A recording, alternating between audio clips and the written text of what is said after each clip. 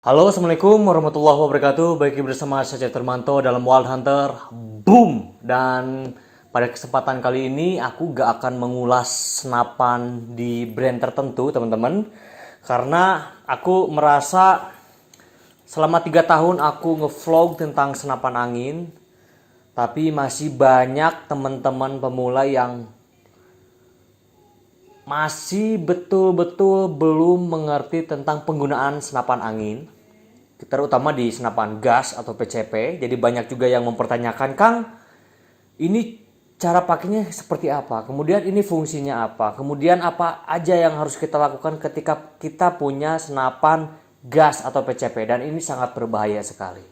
Jadi ketika teman-teman baru kenal senapan PCP, senapan gas, ada beberapa hal yang harus teman-teman perhatikan dalam penggunaannya.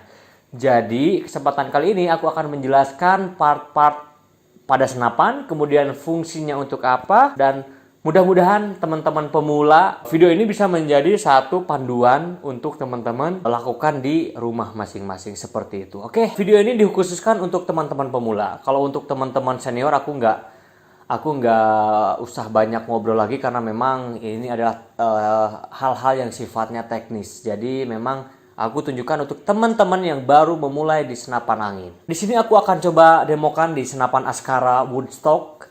Di sini adalah brand terbaru dari Wild Hunter dan sudah sangat banyak sekali yang menggunakan senapan ini dan reviewnya sangat luar biasa di lapangan.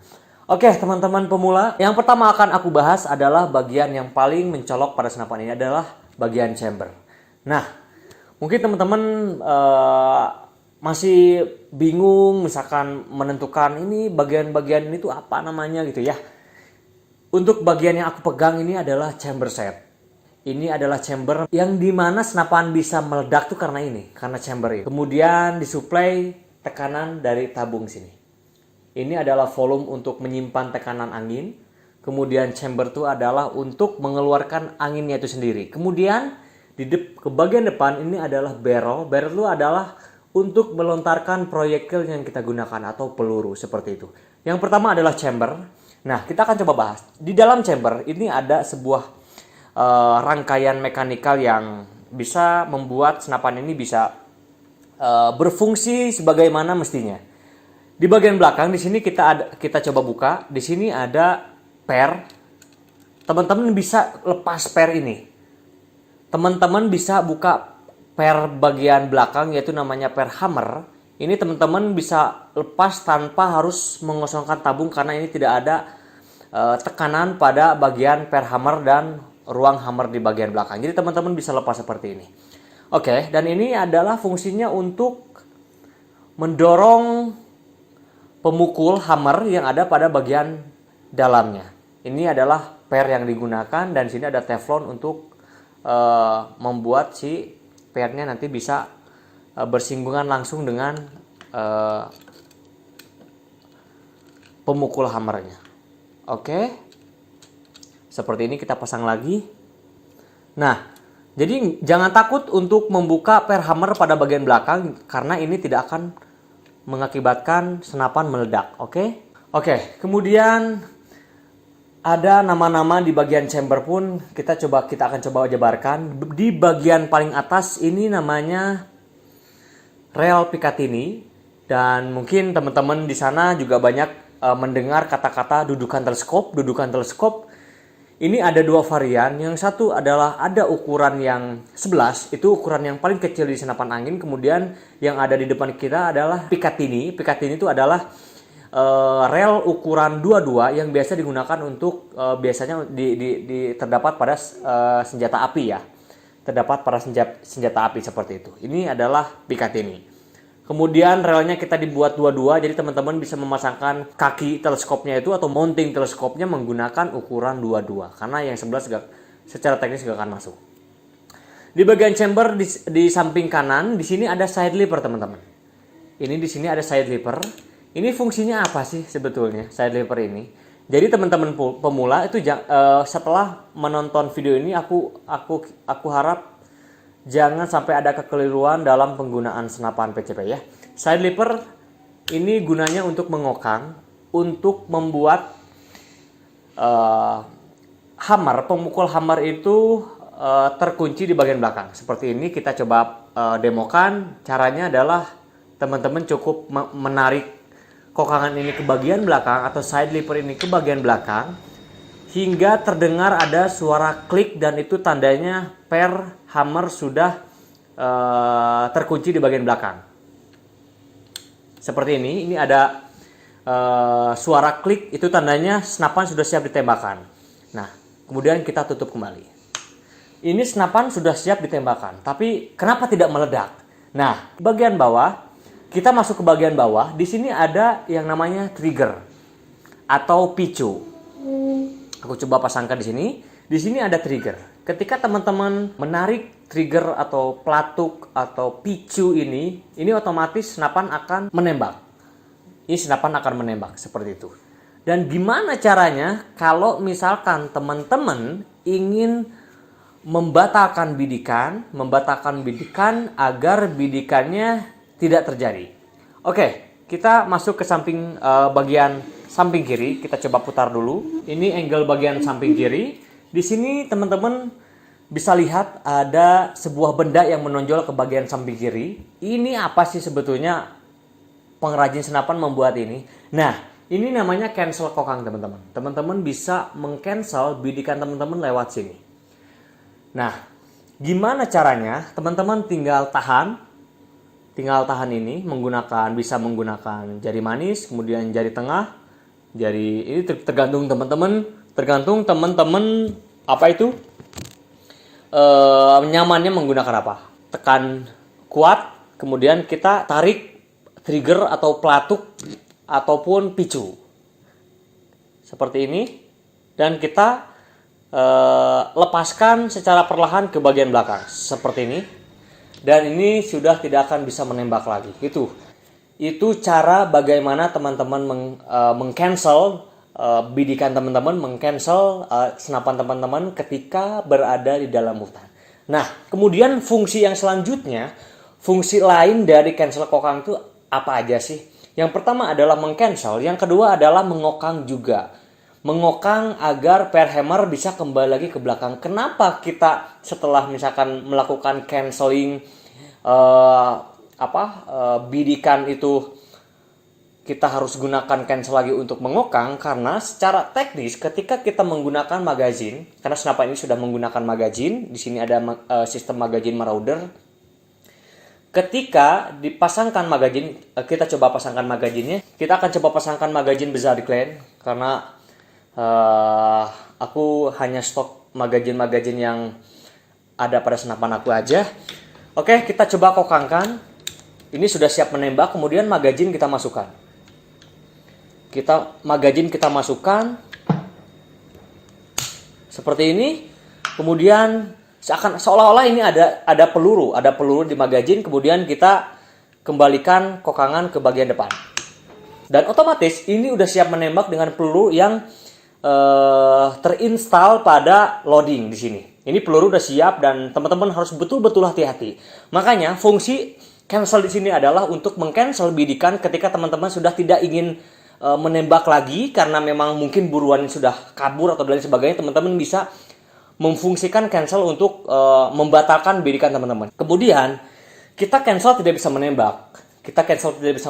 Kemudian ketika ada bidikan, apakah kita harus mengokang lagi di bagian side lever bagian kanan? Itu tidak benar, karena banyak sekali teman-teman yang melakukan perburuan, kemudian banyak sekali kasus di senapan itu terinstall 1, 2, sampai 3 peluru, yang dimana itu adalah akibat ketika teman-teman meng-cancel bidikan, kemudian teman-teman kokang lagi di bagian side lever.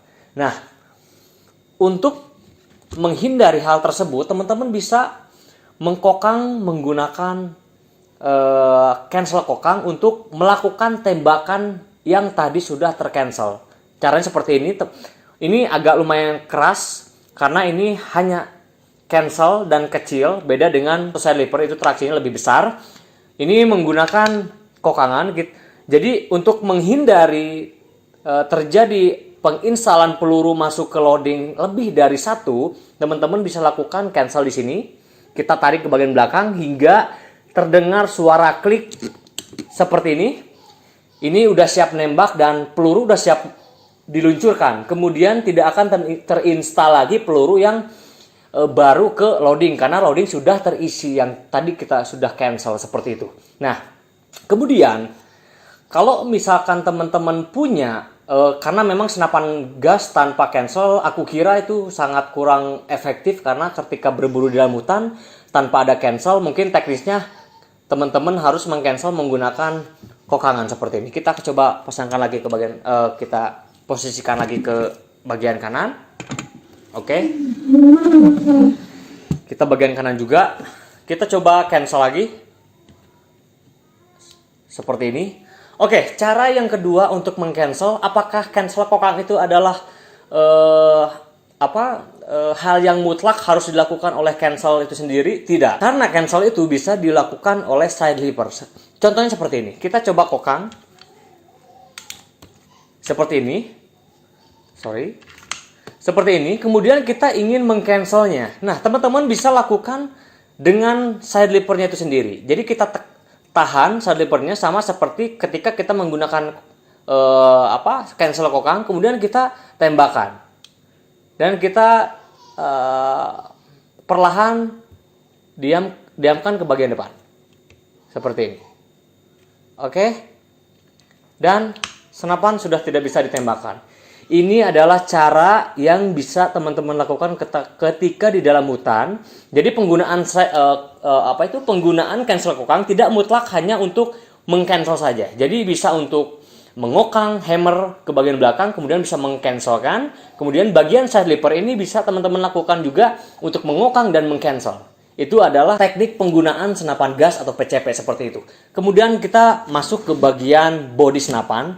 Di sini ada wood stock. Ini namanya wood stock. Ini kita menggunakan popor, kayunya kita menggunakan kayu waru dan banyak sekali bahan-bahan yang bisa digunakan untuk senapan. Di antaranya ada kayu waru, kemudian yang kedua ada kayu mahogani, kemudian yang ketiga ada kayu sonokling, kemudian ada kayu nangka, kemudian lain sebagainya. Itu banyak sekali di Indonesia. Ada mangga hutan dan lain-lain.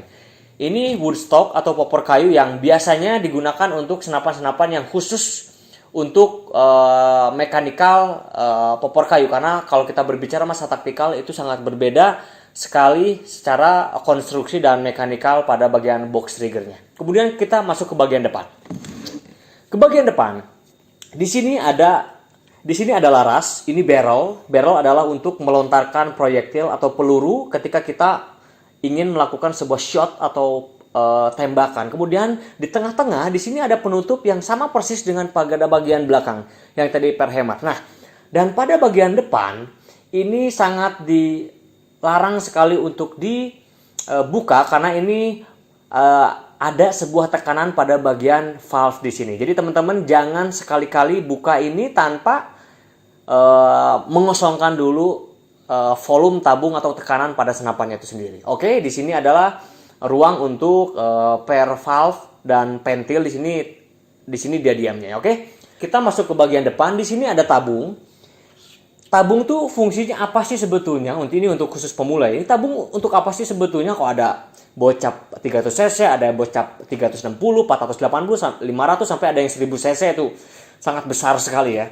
Nah, ini adalah tabung itu adalah untuk menyimpan volume angin. Jadi tekanan semuanya ada di sini. Tekanan angin yang kita masukkan dari scuba, dari pompa itu ada di sini semuanya.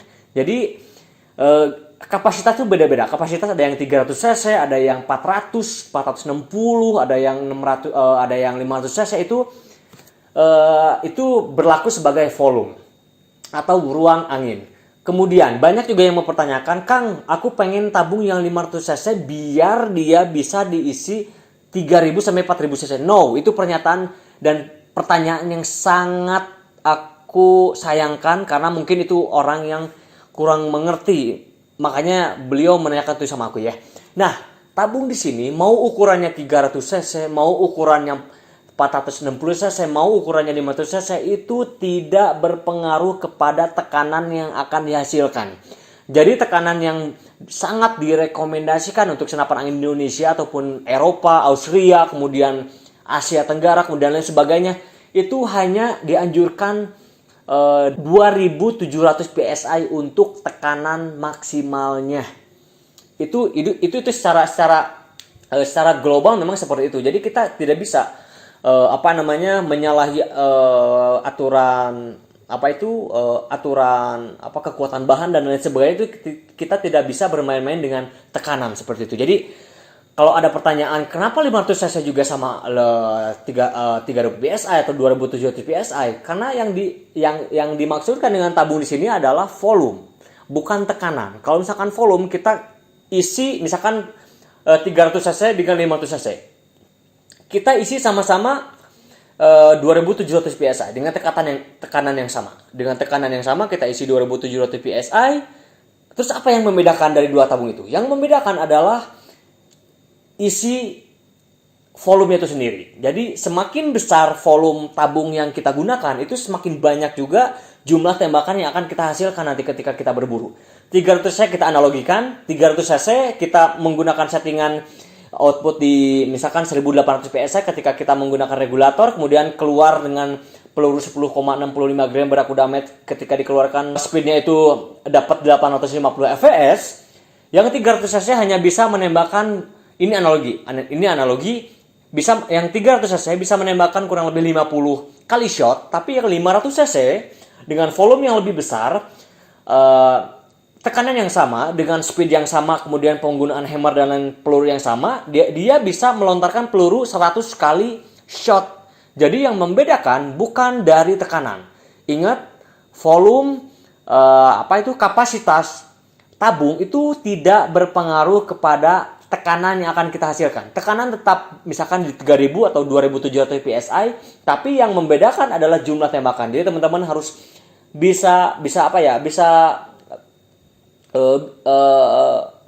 cerdas untuk menanggapi dua hal yang sangat kontroversial ini. Jadi banyak teman-teman yang aku pengen yang 500 cc biar tekanannya lebih tinggi. No, itu pernyataan yang sangat salah sekali. Kalau teman-teman menonton ada konten kreator konten yang mengedukasi tentang senapan PCP, masuk hal seperti itu, bilang sama aku akan menegur beliau untuk meluruskan pernyataan beliau tentang penggunaan volume pada tabung. Oke?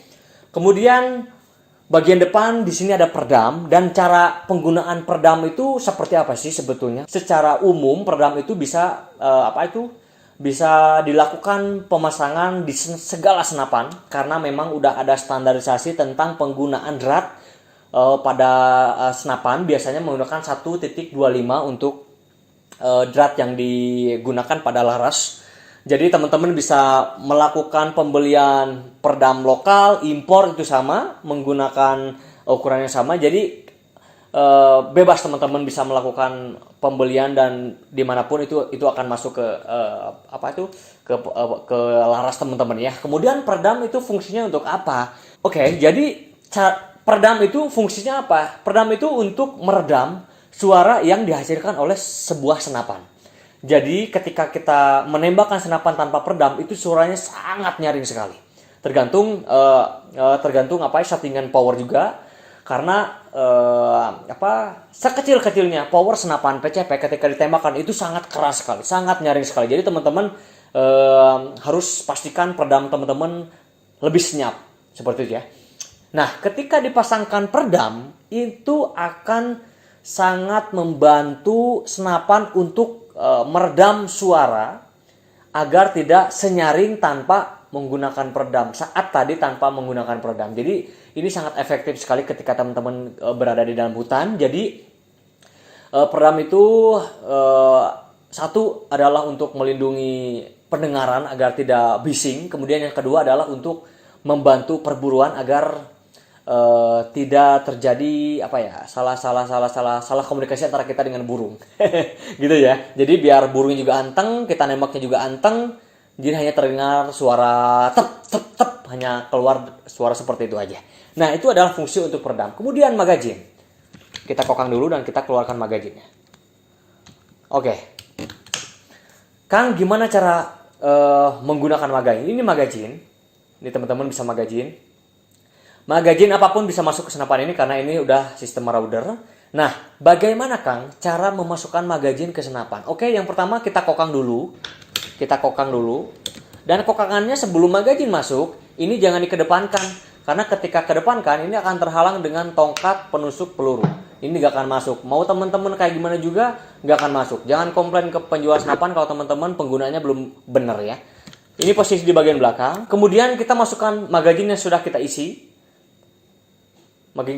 Di sini ada mika warna putih, mikanya warna ini ya, warna bening. Dan di sini ada hard nylon warna hitam. Nah, posisinya yang hard nylon warna hitam itu di bagian depan.